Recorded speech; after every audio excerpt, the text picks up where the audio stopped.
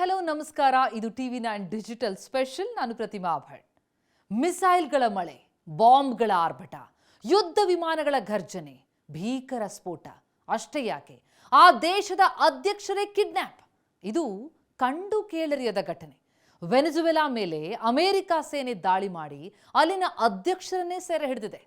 ವೆನೆಜುವೆಲಾ ದಕ್ಷಿಣ ಅಮೆರಿಕಾದ ಉತ್ತರ ಕರಾವಳಿಯಲ್ಲಿರುವಂತಹ ವೈವಿಧ್ಯಮಯ ದೇಶ. ಒಂದು ಪುಟ್ಟ ದೇಶ. ಅಪಾರ ತೈಲ ನಿಕ್ಷೇಪ ಇದೆ, ನೈಸರ್ಗಿಕ ಸೌಂದರ್ಯ ಇದೆ. ಅಂಥದ್ದೊಂದು ರಾಷ್ಟ್ರದ ಮೇಲೆ ಅಮೆರಿಕ ಸವಾರಿ ಮಾಡಿದೆ. ಆಪರೇಷನ್ ಆಬ್ಸಲ್ಯೂಟ್ ರಿಸಾಲ್ವ್ ಹೆಸರಿನಲ್ಲಿ ಅಮೆರಿಕ ಸೇನೆ ಮೆಗಾ ಆಪರೇಷನ್ ನಡೆಸಿತು. ಮಿರಾಂಡಾ, ಅರಾಗುನಾ, ಲಾಗುಹೆರಾ ಪ್ರದೇಶಗಳ ಮೇಲೆ ಏರ್ ಸ್ಟ್ರೈಕ್ ಮಾಡಿತು. ಒಟ್ಟು 7 ಕಡೆ ಬಾಂಬ್ ಸುರಿಸಿ ಜಸ್ಟ್ 30 ನಿಮಿಷದಲ್ಲಿ ಕಾರ್ಯಾಚರಣೆಯನ್ನೇ ಮುಗಿಸ್ಬಿಡ್ತು. ಕ್ಯಾರಕಾಸ್ನಲ್ಲಿರುವಂತಹ ನೌಕಾನೆಲೆ ಮೇಲೆ 16 ಯುದ್ಧ ವಿಮಾನಗಳು ಏರ್ ಸ್ಟ್ರೈಕ್ ಮಾಡಿದವು. ವೆನೆಜುವೆಲಾ ಅಧ್ಯಕ್ಷ ನಿಕೋಲಸ್ ಮಡುರೋ ಹಾಗೂ ಅವರ ಪತ್ನಿ ಸಿಲಿಯಾ ಫೋರ್ಸ್ ತಂಗಿದ್ದಂತಹ ಫೋರ್ಟ್ ಟಿಯೋನಾ ಮಿಲಿಟರಿ ನೆಲೆಗೆ ಲಗ್ಗೆ ಇಟ್ಟು ಮಿಡ್ ನೈಟ್ ಮನೆ ಬೆಡ್ರೂಮ್ಗೆ ನುಗ್ಗಿ ಡೆಲ್ಟಾ ಫೋರ್ಸ್ ಇಬ್ಬರನ್ನ ಬಂಧಿಸಿ ಅಮೆರಿಕಾಗೆ ಎಳೆದೊಯ್ದಿದೆ. ವೆನೆಜುವೆಲಾ ಅಧ್ಯಕ್ಷರ ವಿರುದ್ಧ ಕೆರಿಬಿಯನ್ ಸಮುದ್ರದ ಮೂಲಕ ಕೊಕೇನ್, ಮಾದಕ ವಸ್ತು ಸರಬರಾಜು, ಭಯೋತ್ಪಾದನೆ, ಅಕ್ರಮ ವಲಸೆಗೆ ಬೆಂಬಲ, ಹೀಗೆ ಹಲವು ಆರೋಪಗಳನ್ನು ಕೂಡ ಹೊರಿಸಲಾಗಿದೆ. ಆದರೆ ಮಡುರೋ ಹೇಳಿದ್ದೇನು? ಅಮೆರಿಕ ಯಾವಾಗ ದಾಳಿ ಆರಂಭಿಸ್ತೋ ಆ ಪರಿಸ್ಥಿತಿಯ ಗಂಭೀರತೆ ಅರಿತಂತಹ ಅಧ್ಯಕ್ಷ ನಿಕೋಲಸ್ ಮಡುರೋ ದೇಶದಲ್ಲಿ ತುರ್ತು ಪರಿಸ್ಥಿತಿ ಘೋಷಣೆ ಮಾಡ್ತಾರೆ. ದೇಶದ ರಾಜಧಾನಿಯ ಮೇಲೆ ಅಮೆರಿಕ ಸೇನೆ ಆಕ್ರಮಣ ಮಾಡಿದೆ, ದೇಶದ ಸಾರ್ವಭೌಮತೆ ರಕ್ಷಿಸಿಕೊಳ್ಳಿ ಅಂತ ನಾಗರಿಕರು ಒಗ್ಗೂಡಿ ಅಂತ ಕರೆ ಕೊಡ್ತಾರೆ. ಅಷ್ಟೇ ಯಾಕೆ, ದೇಶದ ನೈಸರ್ಗಿಕ ಸಂಪನ್ಮೂಲಗಳ ಮೇಲೆ ಹಿಡಿತ ಸಾಧಿಸೋ ಉದ್ದೇಶದಿಂದಲೇ ಅಮೆರಿಕ ಅಧ್ಯಕ್ಷರು ದೇಶದ ಆಡಳಿತ ವ್ಯವಸ್ಥೆಯನ್ನು ಬದಲಾಯಿಸೋದಕ್ಕೆ ಹೊರಟಿದ್ದಾರೆ. ಹೊಸ ಸರ್ಕಾರವನ್ನು ಅಧಿಕಾರಕ್ಕೆ ತರೋದಕ್ಕಾಗಿ ಅಮೆರಿಕ ದಾಳಿ ನಡೆಸಿದೆ ಅಂತ ಮಡುರೋ ಆರೋಪಿಸಿದ್ದಾರೆ. ವೆನೆಜುವೆಲಾ ಮೇಲಿನ ದಾಳಿಯನ್ನ ಅಮೆರಿಕ ಅಧ್ಯಕ್ಷ ಟ್ರಂಪ್ ದೃಢಪಡಿಸಿದ್ರು. ವೆನೆಜುವೆಲಾ ಅಧ್ಯಕ್ಷ ಮಡುರೋ ನಮ್ಮ ವಶದಲ್ಲಿದ್ದಾರೆ, ಇವತ್ತಿನಿಂದ ವೆನೆಜುವೆಲಾವನ್ನ ಅಮೆರಿಕ ಆಳತ್ತೆ, ತೈಲ ನಿಕ್ಷೇಪ ಶಿಸ್ತುಬದ್ಧವಾಗಿ ನಾವು ನಡೆಸ್ತೀವಿ, ಮತ್ತೊಬ್ಬರ ಕೈಗೆ ವೆನೆಜುವೆಲಾವನ್ನ ಬಿಟ್ಕೊಡಲ್ಲ ಅಂತ ಟ್ರಂಪ್ ಹೇಳಿಕೆಯನ್ನು ಕೊಟ್ಟಿದ್ದಾರೆ.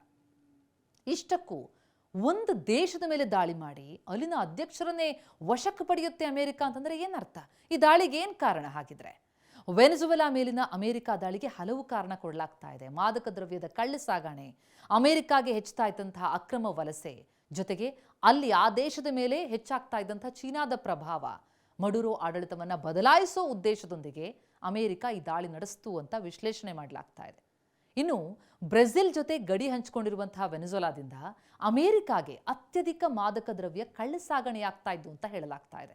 2025ರಲ್ಲಿ ಈ ಡ್ರಗ್ ಕಳ್ಳ ಸಾಗಣೆ ನಿಯಂತ್ರಿಸುವಂತೆ ವೆನೆಜುವೆಲಾ ಸರ್ಕಾರಕ್ಕೆ ಅಮೆರಿಕ ತಾಕೀತು ಕೂಡ ಮಾಡಿತ್ತು. ಟ್ರಂಪ್ ಮಾತನ್ನ ಮಡುರೋ ನಿರಾಕರಿಸಿದ್ರು. ಪಾಶ್ಚಿಮಾತ್ಯ ದೇಶಗಳು ನಮ್ಮ ದೇಶದ ಆಡಳಿತ ವಿಚಾರದಲ್ಲಿ ಮೂಗು ತೂರಿಸ್ತಾ ಇದೆ ಅಂತ ಮಡುರೋ ದೂರಿದ್ರು. ಅದರ ಜೊತೆಗೆ ಅಕ್ರಮ ವಲಸೆ, ಈ ದಕ್ಷಿಣ ಅಮೆರಿಕ ಖಂಡದ ದೇಶದಲ್ಲಿ ಇತ್ತೀಚೆಗೆ ನಿರುದ್ಯೋಗ ಹೆಚ್ಚಾಗಿದೆ.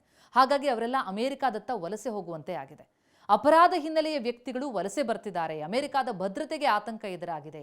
ಈ ಹೆಚ್ಚುತ್ತಾ ಇದ್ದಂತಹ ಅಕ್ರಮ ವಲಸೆಯನ್ನು ನಿಗ್ರಹಿಸೋದಕ್ಕೆ ಅಂತ ಅಮೆರಿಕ ವೆನೆಜುವೆಲಾದ ಮೇಲೆ ದಾಳಿ ಮಾಡ್ತು ಅಂತ ಹೇಳಲಾಗ್ತಾ ಇದೆ. ಇನ್ನು ಮಡುರೋ ಬದಲಾವಣೆಯ ತಂತ್ರ ಅಂದರೆ ಕಳೆದ 12 ವರ್ಷಗಳಿಂದ ದೇಶದ ಚುಕ್ಕಾಣಿ ಹಿಡಿದಿರುವಂತಹ ವೆನೆಜುವೆಲಾದ ಅಧ್ಯಕ್ಷ ಮಡುರೋ ಅವರು ಅಮೆರಿಕಾದ ಕಡು ವೈರಿ. ತಾವರು ಅಧ್ಯಕ್ಷರಾಗಿ ಬಂದ ಮೇಲೆ ಪಾಶ್ಚಿಮಾತ್ಯ ದೇಶಗಳ ವಿರುದ್ಧ ದ್ವೇಷ ಸಾಧಿಸುತ್ತಲೇ ಬಂದಿದ್ದಾರೆ. ಸಮೃದ್ಧ ನೈಸರ್ಗಿಕ ಸಂಪನ್ಮೂಲ ಹೊಂದಿದಂತಹ ದೇಶದ ಮೇಲೆ ಹಿಡಿತ ಸಾಧಿಸೋದಕ್ಕೆ ಮುಂದಾಗಿರುವಂತಹ ಅಮೆರಿಕ ಅಧ್ಯಕ್ಷ ನಿಕೋಲಸ್ ಬದಲಾಯಿಸೋದಕ್ಕೇನೆ ಈ ದಾಳಿ ನಡೆಸಿದ್ರು ಅಂತಲೂ ಕೂಡ ವಿಶ್ಲೇಷಿಸಲಾಗ್ತಾ ಇದೆ. ಇನ್ನು ಅಲ್ಲಿ ಉಂಟಾಗಿರುವಂತಹ ಚೀನಾದ ಪ್ರಭಾವ ತಗ್ಗಿಸೋದಕ್ಕೆ, ಅಂದರೆ ವೆನೆಜುವೆಲಾದಲ್ಲಿ ಇತ್ತೀಚೆಗೆ ಚೀನಾ ಪ್ರಭಾವ ಬಹಳ ಜಾಸ್ತಿ ಆಗಿತ್ತು. ಆರ್ಥಿಕವಾಗಿ ಸೊರಗಿದ್ದಂತಹ ವೆನೆಜುವೆಲಾಗೆ ಆ ನೆರವಿಗೆ ಬಂದದ್ದು ಚೀನಾ. ಕಳೆದ ಹಲವು ವರ್ಷಗಳಿಂದ ಆರ್ಥಿಕ ಸಹಾಯ ಮಾಡ್ಕೊಂಡು ಬರ್ತಾ ಇದೆ. ಇದು ಅಮೆರಿಕಾದ ರಾಷ್ಟ್ರೀಯ ಭದ್ರತೆಯನ್ನು ಗಮನದಲ್ಲಿಟ್ಕೊಂಡು ಲ್ಯಾಟಿನ್ ಅಮೆರಿಕಾ ದೇಶದಲ್ಲಿ ಚೀನಾದ ಪ್ರಭಾವ ತಗ್ಗಿಸೋದಕ್ಕೆ ಅಮೆರಿಕ ದಾಳಿ ನಡೆಸಿದೆ ಅಂತ ವಿಶ್ಲೇಷಣೆ ಮಾಡಲಾಗ್ತಾ ಇದೆ. ಅಮೆರಿಕ ಸೇನಾ ದಾಳಿಯನ್ನ ವೆನೆಜುವೆಲಾ ಖಂಡಿಸಿದೆ. ಇದೊಂದು ಮಿಲಿಟರಿ ಆಕ್ರಮಣ ಅಂತ ಕರೆದಿದೆ. ರಾಷ್ಟ್ರೀಯ ತುರ್ತು ಪರಿಸ್ಥಿತಿ ಘೋಷಣೆಯಾಗಿದೆ.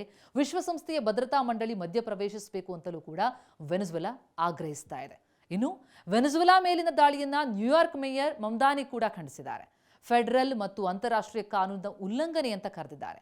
ಜೊತೆಗೆ ಅಮೆರಿಕ ನಡೆಯನ್ನ ಇರಾನ್, ಐರೋಪ್ಯ ಒಕ್ಕೂಟ, ರಷ್ಯಾ, ಕ್ಯೂಬಾ, ಚೀನಾ ಸೇರಿದಂತೆ ಹಲವು ದೇಶಗಳು ಖಂಡಿಸಿದ್ದು ಇದಕ್ಕೆ ಸ್ಪಷ್ಟನೆ ಕೊಡಬೇಕು ಅಂತ ಹೇಳಿ ಅಮೆರಿಕ ವಿರುದ್ಧ ಪಟ್ಟು ಹಿಡಿತಾ ಇವೆ. ಇಷ್ಟೆಲ್ಲ ಆಗಿದೆ. ಅಮೆರಿಕ ವೆನೆಜುವೆಲಾ ಅಧ್ಯಕ್ಷರನ್ನೇ ಸೆರೆ ಹಿಡಿದಿದೆ. ಹಾಗಿದ್ರೆ ಮುಂದೇನು? ವೆನೆಜುವೆಲಾ ಏನು ಮಾಡುತ್ತೆ? ಅಮೆರಿಕ ಯಾವ ರೀತಿಯ ಹೆಜ್ಜೆ ಇಡುತ್ತೆ ಕುತೂಹಲ ಇದೆ. ನಮಸ್ಕಾರ.